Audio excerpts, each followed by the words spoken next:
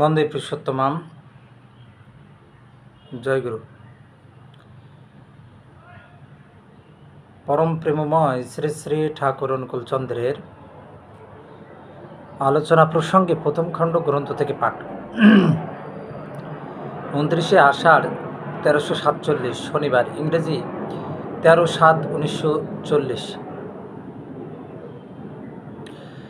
শ্রী শ্রী ঠাকুরের কাছে কেষ্টদা ঠাকুর কথিত কতকগুলি ছড়া পড়ছিলেন।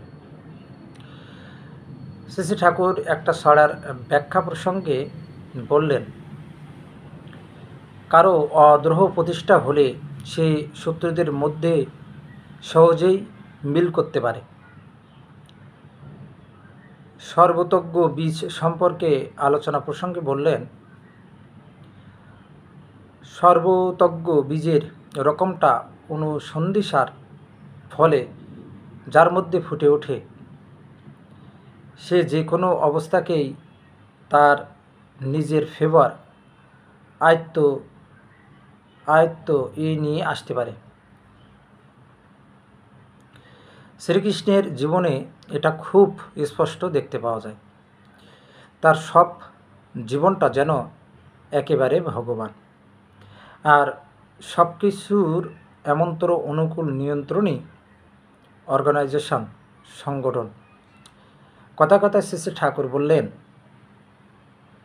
ছড়াগুলির মিনিমাম কনসেপশন, নিম্নতম বোধ যদি প্রত্যেক পরিবারে থাকে এবং তারা কাজের ভিতর দিয়ে যদি তা অনুসরণ করতে চেষ্টা করে, তবে আর কিছু লাগে না।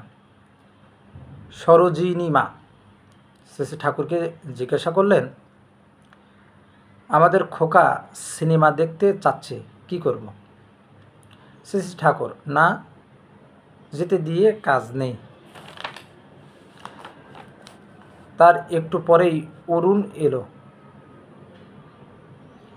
তাকে দেখে বললেন, দেখ, যতদিন এখানে সিনেমা না গড়ে তুলতে পারবি ততদিন সিনেমা দেখতে যাবে না।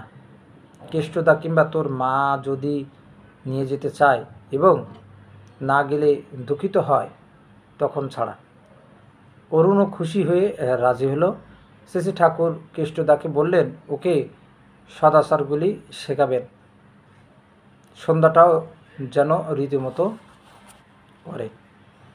বন্দে পুরুষোত্তমাম। জয়গুরু।